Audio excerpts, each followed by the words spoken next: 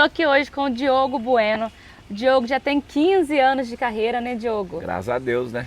Então ele vai dar uma palavrinha aqui pra gente, vai contar. E Diogo, são 15 anos de estrada, né?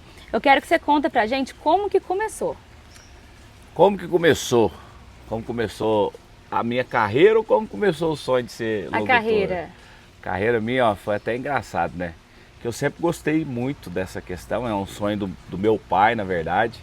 Inclusive eu tô aqui em Bueno Brandão, vou só contar pro pessoal entender, né? A minha família é daqui, a minha mãe está sepultada aqui, tenho parentes, os tios. E aqui em Bueno Brandão, uma vez, meu pai me trouxe no rodeio, eu lembro que era a turma do Xaropim, né? Que fazia o show, você nem lembra disso, né? Acho que você não tem idade pra isso, não. E era ali, o rodeio era perto da onde que é a rodoviária, do lado ali. E o Teixeirinha, que era o locutor de rodeio, eu lembro que ele subiu na arquibancada, se sentou do meu lado e autografou um chapéu meu. Isso eu devia ter uns 7, 8 anos de idade. Então assim, a vontade de ser locutor de rodeio é de muito tempo, né? Sempre fui muito fã disso aí.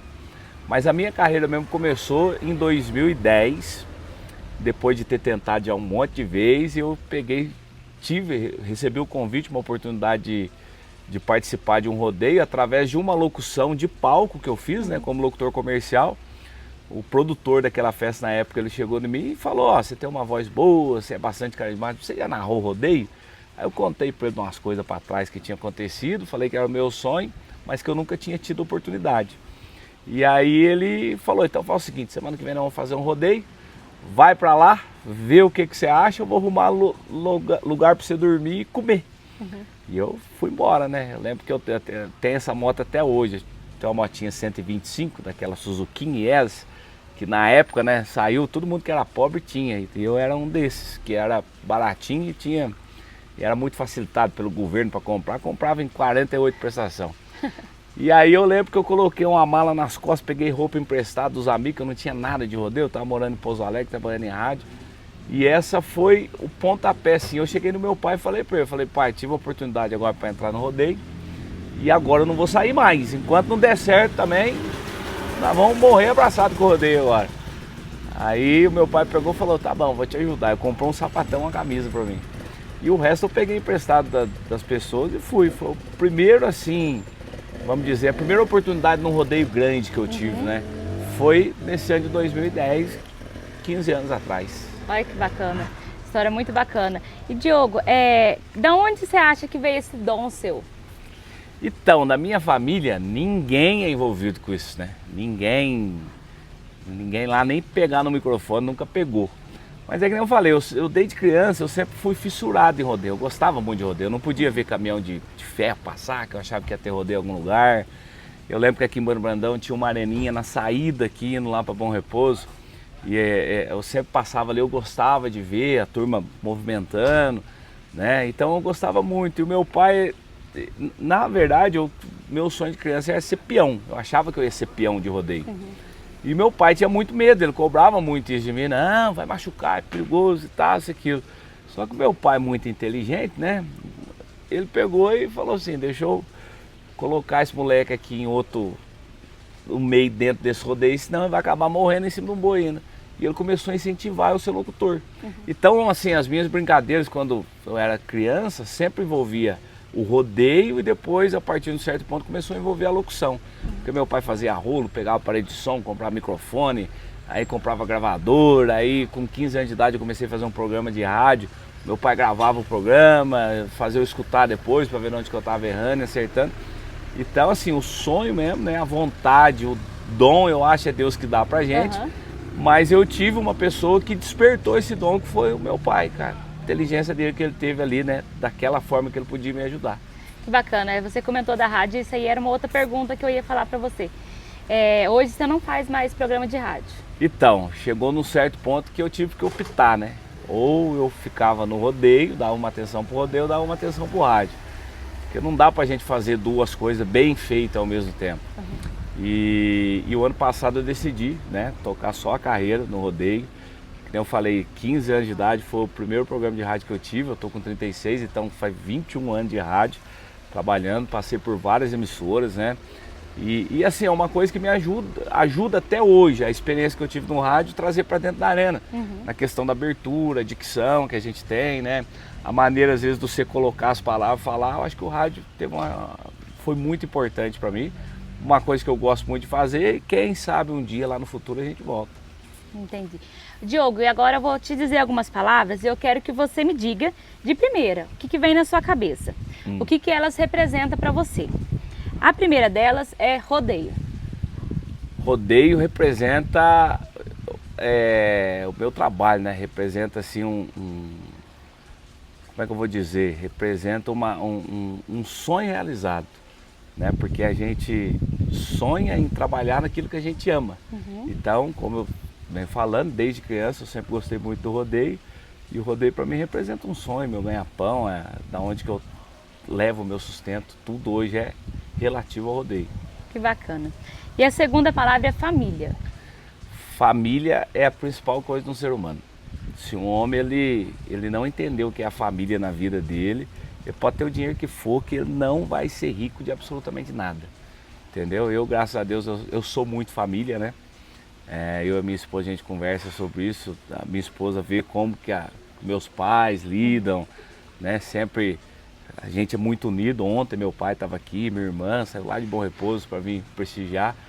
Então, assim, família é a base de tudo. Se um homem não tem uma família sólida, ele não tem, pode ter o dinheiro que for, que ele não tem riqueza nenhuma. Verdade, concordo com você. A terceira palavra é bom repouso. Bom Repouso. Bom Repouso é meu berço, a terra que eu nasci, né? Fui criado. E Bom Repouso, rapaz, assim, a gente costuma dizer que sair de casa não faz milagre, né? Então eu tive que sair fora de Bom Repouso para a gente poder fazer a carreira. Eu escutei uma vez uma pessoa falando uma coisa que é muito importante. E eu peguei isso aí para mim, porque antes eu ficava chateado com o comentário das pessoas, né? Isso é em todo lugar, não é porque o Diogo Bueno, a Gi que é daqui, a Beta, a gente é muito criticado na cidade da gente. Sim. Por quê? Porque as pessoas não veem a gente como um profissional, né? As pessoas não veem você como a digital influencer, não viam o Diogo Bueno como locutor, eles me viam como filho do Guanabara que vem de churro na praça. Então essa é a imagem que as pessoas que te vê crescer ali têm. Então, assim, a partir do momento que eu saí fora de Bom Repouso, eu consegui emplacar realmente o locutor, o profissional. E depois de 15 anos, agora, essa semana inclusive, trouxe a minha família de Malicuia para Bom Repouso. A gente voltou a morar para lá porque é uma cidade que eu gosto muito.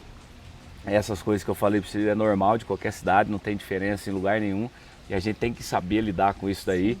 Mas hoje, graças a Deus, eu acredito que eu já tenho uma carreira sólida, né? Com uma agenda aí até outubro, todos os finais de semana fechado. Realizei o sonho de narrar Barretos o ano passado. Então, acho que daqui para frente, pelo amor de Deus, né? Os meus conterrâneos aí vão enxergar o Diogo Bueno como um locutor de rodeio, um profissional. Mas, só para finalizar essa questão de Bom Repouso, é uma cidade que eu vejo um futuro brilhante na cidade. É uma terra muito gostosa de se morar, saudável, e pensando no crescimento das minhas filhas, a gente tomou essa decisão de voltar para Bom Repouso. Porque ali realmente é um lugar abençoado por Deus, a maneira que cresce, né? A liberdade que as crianças têm, é diferente. A outra palavra é comunicação. Comunicação é tudo na nossa vida, né? Se você sabe comunicar direito, você vai ter porta aberta em qualquer lugar. Né? Eu penso comigo, e eu aprendi tudo através da comunicação. Né? Desde criança eu sempre fui muito comunicativo, gostava de falar em grupo de jovem, grupo de oração, na escola, então sempre fui esse tipo de pessoa. Então acredito que a comunicação, ela é a chave para você ter porta aberta em qualquer lugar que você chegar. Isso. A outra palavra que ontem eu vi, a gente já trabalhei com você em algum rodeio, mas ontem uma coisa que me tocou demais foi no momento de fé. A fé que você tem. O que a fé te representa? O que Cara, você acha? Ontem eu vou contar o milagre, mas não vou contar o santo. Mas um profissional da área que atua no rodeio, em pelo menos 30 rodeios por ano, certo? Uma empresa gigante que presta serviço e está trabalhando aqui em Bueno Brandão. Ele pegou e falou: Diogo, eu não sou muito ligado ao rodeio. Mas, cara, toda vez que você está fazendo a locução, a gente fica vidrado escutando o Momento de Fé. O que acontece no Momento de Fé? Eu não faço uma coisa mecanizada, né? Eu acho que é isso que chama atenção, porque eu acredito muito que Deus, o Espírito Santo, ele usa as pessoas, né, naquilo que a gente faz para poder chegar no coração de outras pessoas. Eu acho que todo ser humano é usado por Deus em todos os momentos, né? Seja numa comida que uma cozinheira faz, enfim, numa professora que está ensinando um aluno e no locutor de rodeio. Então, no Momento de Fé, eu faço a minha oração pessoal ali, entrego tudo na mão de Deus. E na maioria das vezes eu falo, ó, se eu conseguir chegar no coração de uma pessoa, né, que está precisando ouvir o que eu vou dizer que hoje, está tudo certo e é por isso que eu estou aqui. Então eu deixo que vai, sabe? Eu não, as pessoas perguntam, né, se eu escrevo, se eu preparo alguma coisa, eu não penso em absolutamente nada. A partir do momento que eu entro dentro da arena, que vai começar o Momento de Fé, às vezes eu vejo uma criança, uma família, sabe, um jovem ali, aí eu vou lá e dou uma olhada, Deus toca no meu coração e fui e vai embora. E graças a Deus hoje, falei isso para essa pessoa até ontem, é o diferencial, que parece que muita gente tem observado isso aí, e eu fico muito feliz, né, por poder estar sendo um instrumento, de certa forma, agindo dessa forma no rodeio. Que bacana, foi lindo, parabéns, né? E a última palavra, a gente fechar essa parte, é inspiração. Você tem alguma pessoa que você inspira, uma pessoa que você vê, um locutor que você fala assim, lá desde pequenininho, o Diogo pequeno, você olhava e falava assim, eu quero ser que nem esse cara? Cara, a minha maior inspiração que eu tive até hoje na minha vida, assim, não é maior inspiração, mas vamos dizer que é o primeiro locutor que eu me inspirei. Foi o Teixeirinha, que hoje é meu amigo, né? O meu pai gostava muito do Teixeirinha, porque ele narrava os rodeios de Bom Repouso e tudo. Então eu era muito fã, eu gostava muito do Teixeirinha por influência do meu pai. E era a pessoa que eu me inspirava, assim, né? Meu pai falava, ó, você tem que ser igual o Teixeirinha e etc. Mas aí no decorrer que a gente vai, né, vai crescendo, vai observando outras coisas, vai aumentando os ídolos da gente, né? Então tem muitas pessoas que eu observo, vejo trabalhar até hoje. Eu acho que assim, é importante a gente ter uma identidade, né? Hoje eu acho que quando eu abro a boca para falar, todo mundo sabe, o Diogo Bueno que tá narrando.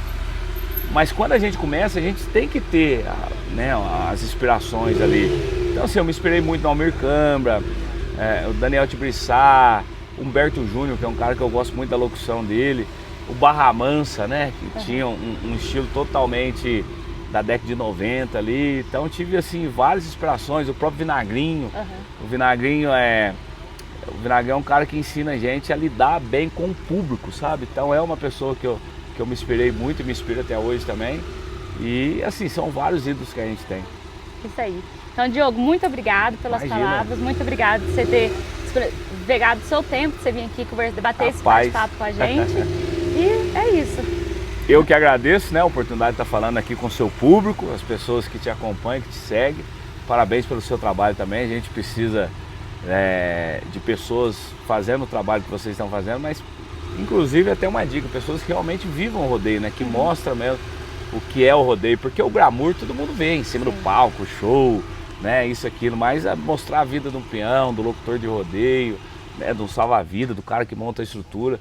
Eu acho que a gente precisa de mais pessoas assim, então vocês estão de parabéns aí, você, a galerinha, todo mundo, a Beta, né, a Suzane, a Andressa, que é minha amiga, e que Deus abençoe vocês, tá? Isso Obrigadão. aí, muito obrigada. Tamo junto, galera. Bueno Brandão em festa esse final de semana, hein?